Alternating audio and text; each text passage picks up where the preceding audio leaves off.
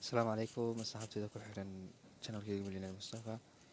Haddaad ku cusub tahay fadlan subscribe saar. Maanta waxaan doonayaa inaan la wadaago inta badan moobiladan dambe Samsung Galaxy-gu waxay sameeyaan markaad doonaysid inaad daatadii iyo waxaas aad furatid ama dee waxyaabo kale oo qaybtaa ku jira. Inta badan hawl bay kugu noqotay inaad heshid oo tusaale ahaan oo kale iminka daatadii kala rabta in halkaa kuu soo fuusho, halkaa iyo wifi-ga iyo qaybta bluetooth waxaas ay kuu saaran yihiin. Marka qaabkaad usoo yar dhaweyn lahayd oo halkaa u keensan lahayd ayaan doonaya maanta in la wadaago. Waa meel yar oo aad u fudud, laakiin dadkaan aqooni dee waxay la tahay wax weyn. Marka waxaad samaynaysaa saas usoo jiidaysaa, marka koowaad saa usoo jiid, kadibna sii jiid.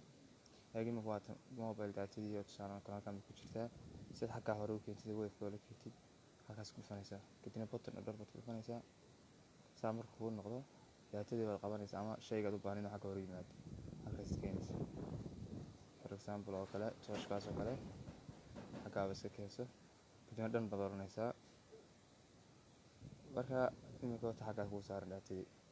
Midda kale application haddaad doonaysid inaad meesha ka remove garaysid ama ka hide garaysid qaybtan iconka, waxaad ku samaynaysaa button order baad taabanaysaa.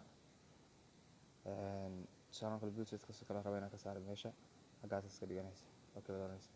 Iminka bluetooth meesha kuma jiro oo wuu ka baxay. Dad ku soo celinaysidna button order then bluetooth saa u yar qabo halkiisa iskaga soo celi. Aad baan idin salaamay asxaabta, waad mahadsantihiin, aad baan idin jeclahay.